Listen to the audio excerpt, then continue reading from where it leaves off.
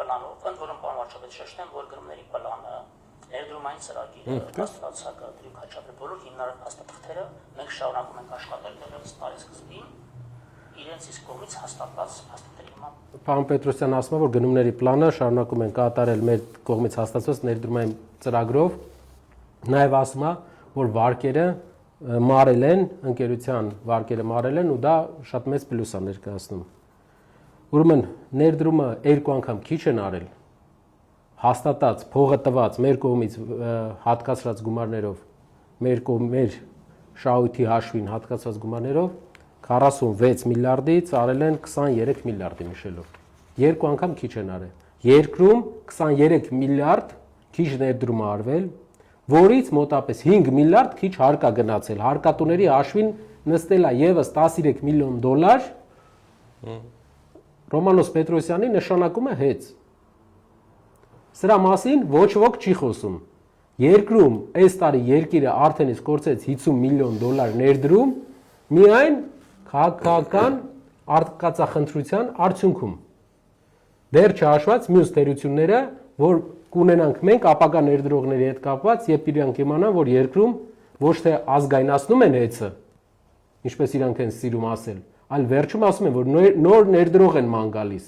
Իրենք չեն ազգայնացնում, իրենք սեփականատեր են փոխում։ Մի մարդուց վերցնում են հայ ազգանունով, հայ անունով, հայ ազգությամբ մարդուց եւ տալիս են ուրիշ մարդու, բայց ավելի բարեդրացիական հարաբերություններ ունեցող իրենց հետ։ Շարունակենք։ Որը փոքրություն չեն կարել։ Դա սկզբունքային չեն կարել, որպեսզի հետագայում չշահարկվի, որ մենք պիտի զարգացնեինք կառավարչի ապարատը եկավ եւ այլն։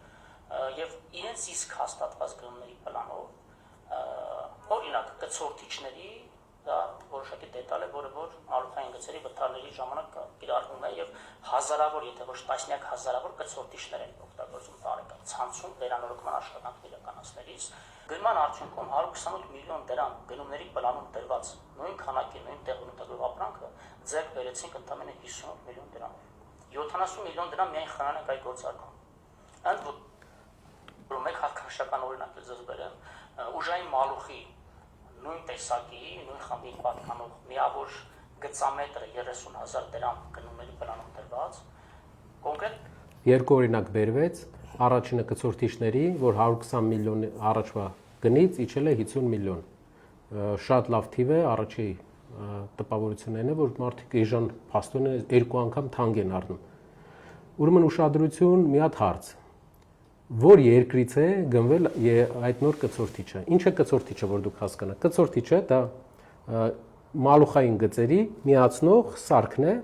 որը մալուխի գնի համեմատ շատ փոքր գին ունի։ 50,000 դրամ, 30,000 դրամ,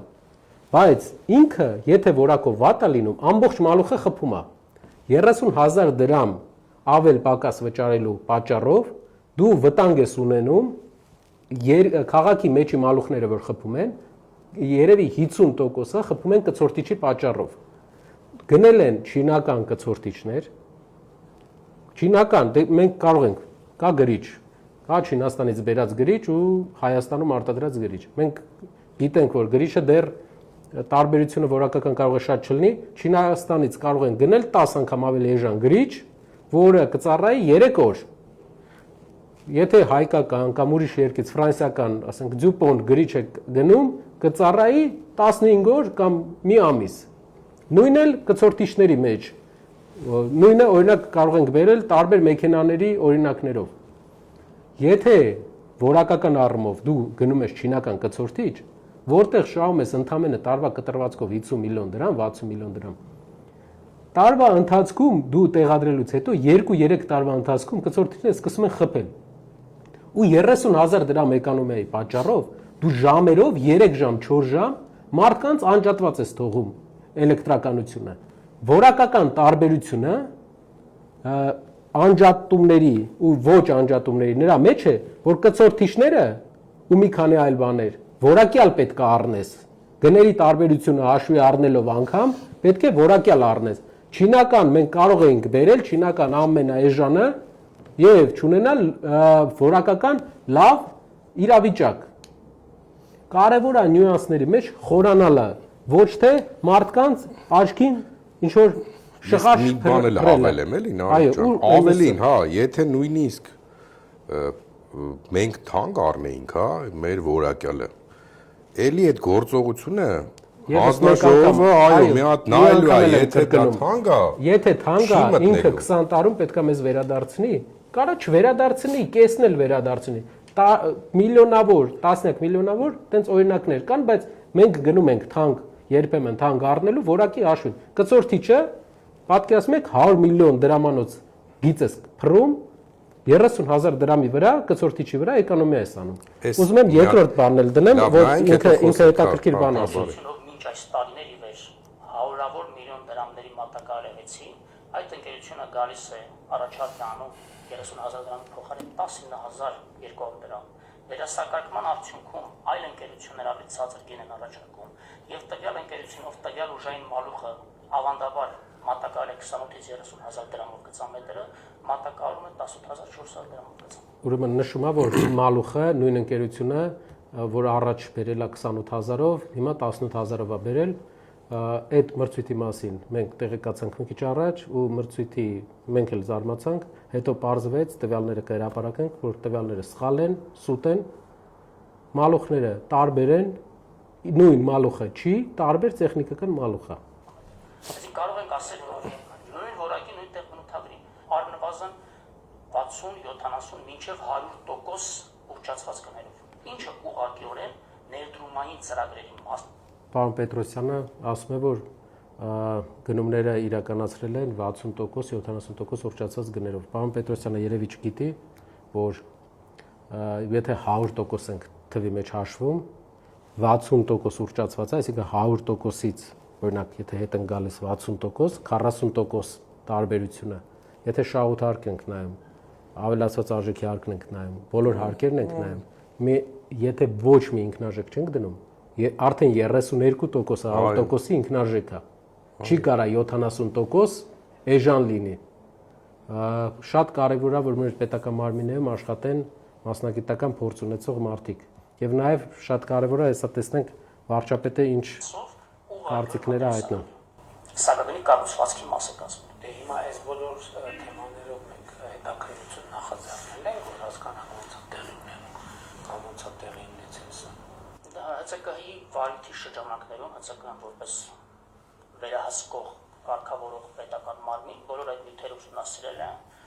եւ այդ նյութերի այն հատվածը, որոնք որ փաստաթղթերով պատշաճ հիմնավորվել են, բոլորը տրվել են վարույթի հիմքում։ Այն դեպքերում, որտեղ որ մենք արելույթ հանցակազմի դրվագներ ենք տեսել, ես ինքս հաղորդում ներկայացրել նաև գրքավոր դատախազություն։ Հիմա փաստորեն ստացվում է, որ կցորդիչը, որը կարող էր իհարկե շուկայական գինը որոշակի փոփոխություններ կարող է ունենալ, բայց պլյուս 10%, 20% եւ այլն։ Այսինքն, որ կարող էր ձեռք բերվել նորացած 60 միլիոն դրամով, ձեռք է բերվել 130 միլիոն դրամ։ Այո, ընկերության տարեկան բյուջեի մեջ նախատեսված եղել 130 միլիոն դրամ։ Շատ լավ։ Դե սա շատ կոնկրետ փաստեր են եւ տպավորություն է ստացվում, եթե չեմ սխալվում, ասենց երևույթները Յալբանները փողի լվացում են կոչվում։ Մեր երկրի ղեկավարը, որը էներգետիկայից եւ կցորդիչներից բավական մեծ տեղեկություն ուներ եւ հասկացավ տարբերությունը կցորդիչների, որ 50 միլիոն դրամ եւ 120 միլիոն, նաեւ հիմա տվյալները ասում իրավաբանությունից արդեն, որի մասնակետ արդեն էլի եւս ինքն է, որ սա փողերի լվացում է։ Հարգելիներս, մեր ընկերությունը իր միջոցներով գնում է կատարել, մենք մեր գումարը դրել ենք, գնում ենք կատարել։ Մեր փողն է։ Սակագնի փողը չի դեռ։ Սակագինը վերադարձնելու 20 տարի հետո։ Կամ վարչապետը չի խորանում, կամ խորանում է, մտածում է հասարակությունը չի խորանում, որովհետև մի քիչ բարդ ոլորտ է։ Իսկ ինչ վերաբերում է փողերի լվացմանը,